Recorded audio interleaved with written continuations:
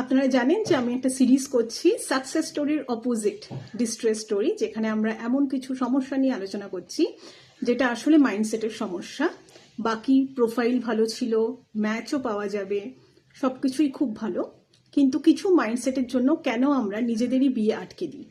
তো এই ব্যাপারে আজকে যার ব্যাপারে কথা বলবো উনি একজন অত্যন্ত এস্টাবলিশড একজন আমাদের ক্লায়েন্ট, 44 বছর বয়স, ডিভোর্সড এবং বাইরে থাকেন। তো এই বাড়িতে উনি যখন এসেছিলেন, উনি আমাদের যেই একদম প্রিমিয়াম সার্ভিসটা আছে সেটার জন্যই এসেছিলেন। তো ওনার সঙ্গে কথা বলে আমাদের রিলেশনশিপ কাউন্সিলরের মনে হয়েছে যে একবার কাউন্সিলিং, সাইকোলজিক্যাল কাউন্সিলিং এর জন্য ওনাকে পাঠানো উচিত। তারপরেই আমরা ডিসিশন নিতে পারবো যে আসলেই আমরা ওনার সঙ্গে কাজ করতে পারবো কিনা। তো যখন উনি আসেন তখন উনি বলেন, ইনফ্যাক্ট কমপ্লেন করেন যে আমি অনেক ম্যাট্রিমনি সাইট ঘুরেছি এবং আমি টায়ার্ড। আমি আজকালকার এই বিয়ে, এই সমস্ত ব্যাপার নিয়ে ভীষণই টায়ার্ড, ভীষণই বিরক্ত। আপনারা আমাকে কিন্তু একদম জেনুইন এমন একটি মেয়ে দেবেন যে আমার সঙ্গে সংসার করার মানসিকতা নিয়ে আসে।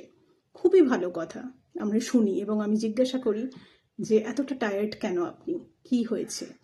তো তখন উনি বলতে থাকেন এবং প্রথমে বলেন ওনার আগের বিয়ের সম্বন্ধে, যেখানে নাকি ওনার এক্স ওয়াইফ ওনাকে চিট করেছিলেন, ওনার ভাইয়ের সম্বন্ধে, যেই ভাই শুধুমাত্র টাকার জন্য ওনার সঙ্গে সম্পর্ক রাখেন, ওনার বিজনেস পার্টনারের সম্বন্ধে যে কিনা সবসময় চেষ্টা করে যে তাকে চিট করার বা তার কাছ থেকে আরো বেশি মানে নিজের আর কি প্রফিট বাড়ানোর, ইত্যাদি ইত্যাদি। উনি বিভিন্ন ব্যাপার নিয়ে কথা বলেন, তো দেশ নিয়েও কথা বলেন। সব ব্যাপারেই আমি দেখি যে ওনার অনেক কমপ্লেন আছে। এবং তারপর যখন বিয়ের ব্যাপারে আসে তখনও উনি বলেন উনি নাকি অন্যান্য ম্যাট্রিমনির থ্রুতে অনেক চেষ্টা করেছেন এবং বেশ 7-8টা মেয়েকে দেখেছেন, কিন্তু আজকালকার দিনের মেয়েরা একেবারেতেই বিয়ের উপযুক্ত নয়। তাদের মধ্যে কোনো এফার্ট নেই, তাদের মধ্যে কোনো সেই একটা বেশ লজ্জা, শরম ইত্যাদি নেই, এরকম এরকম অনেক কিছু বলেন। তো আমি তখন বলি যে এতগুলো আপনার সঙ্গে যে ঘটেছে ঘটনা, এগুলোর মধ্যে কমন কি, ডিনোমিনেটরটা কি আপনি? তাহলে আপনার কি কিছু সমস্যা থাকতে পারে? না না না, আমার একদম সমস্যা নেই, আমি ভীষণই, আমি ছোটবেলা থেকে ভীষণ ব্রাইট, হুইচ ইজ ট্রু। আমি মানছি যে উনি সত্যি খুবই একজন গিফটেড পার্সন, কিন্তু ইন্টেলেকচুয়ালি গিফটেড হওয়া আর ইমোশনালি ম্যাচিওর্ড হওয়া এই দুটো একটু আলাদা। আরেকটা ব্যাপার, আপনি হয়তো ইমোশনালিও খুবই একজন ম্যাচিওর্ড মানুষ, কিন্তু জীবনের কিছু কিছু পরিস্থিতিও কিন্তু আমাদেরকে এমন একটা জায়গায় ঠেলে দেয় যেখানে আমরা একটুখানি মানে সেই ট্রমাগুলোকে হিল করার জন্য আমাদের কিছু এফোর্ট দিতে হয়, কিছু প্রসেস করতে হয়, কিছুটা সময় দিতে হয়। তো এই জায়গাটা আপনি যদি না করেন তাহলে কিন্তু একই প্যাটার্ন বারবার বারবার আপনার জীবনে রিপিট হতে থাকে। হ্যাঁ, আপনি ভাবেন যে প্রত্যেকটা আলাদা আলাদা মানুষ খারাপ, কিন্তু না, আসলে আপনি এই বিহেভিয়ারগুলোকে অ্যাট্রাক্ট করছেন আপনার দিকে আপনার কিছু নিজস্ব প্যাটার্নের জন্য। তো এই জায়গাটা না একটা ইনসাইট, এটা একটা খুব ইম্পর্টেন্ট ইনসাইট। যদি আপনার সত্যি মনে হয় যে সব ক্ষেত্রেই আপনি চিটেড হচ্ছেন বা আপনার সঙ্গে আরেকজন যে আছে সে আসলে আপনাকে গুরুত্ব দিচ্ছে না, তো সেইখানে আপনার একটু ভাবতে হবে যে আসলে কি হচ্ছে। এই যে এতগুলো মেয়ে, উনি বলছেন এফার্ট, তো আমরা যখন আরো আরো কথা বললাম, ব্যাপারটা হচ্ছে উনি প্রথম ডেট থেকেই এক্সপেক্ট করছেন যে মেয়েগুলি ভীষণই ওনার সঙ্গে মানে ওনার কথার বাধ্য হবেন, ওনার সমস্ত কিছুকে একদম হোল হার্টেডলি অ্যাকসেপ্ট করে নেবেন, কিন্তু উনি কিন্তু কোনো কিছুই অ্যাকসেপ্ট করছেন না।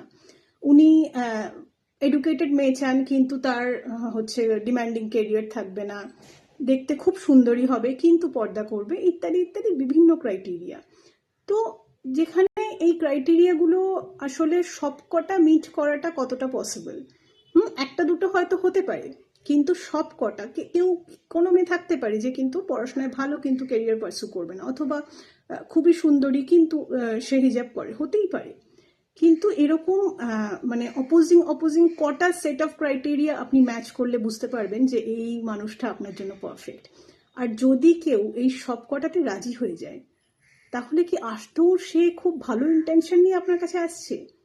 আপনার কি মনে হয় না সে কোথাও না কোথাও কিছু স্বার্থের জন্য এতটা অ্যাডজাস্ট করতে রাজি হয়ে যাচ্ছে?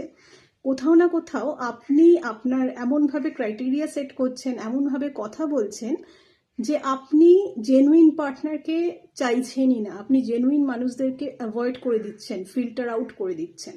কাকে পাচ্ছেন? যারা শুধুমাত্র আপনার টাকা দিচ্ছে। খুব খারাপভাবে বললে এটা মানে বলতে হয়, খুব শুধুমাত্র আপনার টাকার লোভে সে আপনার কাছে আসছে, শুধুমাত্র টাকার লোভে সম্পর্কে সে আসছে। তারা কি খুব ভালো হবে? তাদের সঙ্গে কি আপনি যদি থাকেন, at the end of the day আপনার কি চিটেড হওয়ার সম্ভাবনাটা কমবে না বাড়বে? এইটা হচ্ছে ভাববার বিষয়। যে অনেক সময় আমি যদি ভাবি যে আমার টার্মসে সব কিছু চলছে, দ্যাটস আ রেড ফ্ল্যাগ। আমার টার্মসে যদি সব কিছু চলে, অন্য মানুষটার যদি কোনোই কিছু টার্ম না থাকে বা আমার সমস্ত ইচ্ছাই তার ইচ্ছা ধরে নেয়, তার মানে তার এমন কোনো ইচ্ছা আছে যেটা আমি এখনো জানি না, তার এমন কোনো উদ্দেশ্য আছে যেটা সিদ্ধ করার জন্য সে আমার সঙ্গে আছে, কিন্তু সেই উদ্দেশ্যটার কথা আমি এখনো জানি না।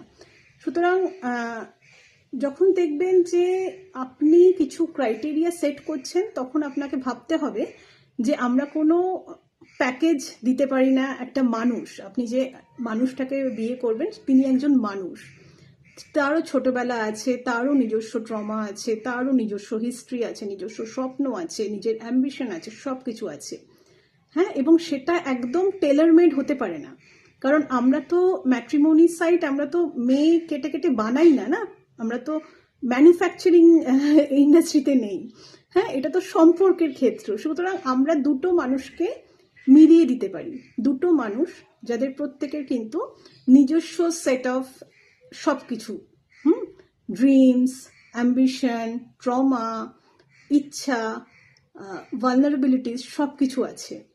সুতরাং আপনি যদি একজন সত্যি মানুষ চান, আপনাকে কিন্তু উল্টো দিকটাও অ্যাকসেপ্ট করতে হবে।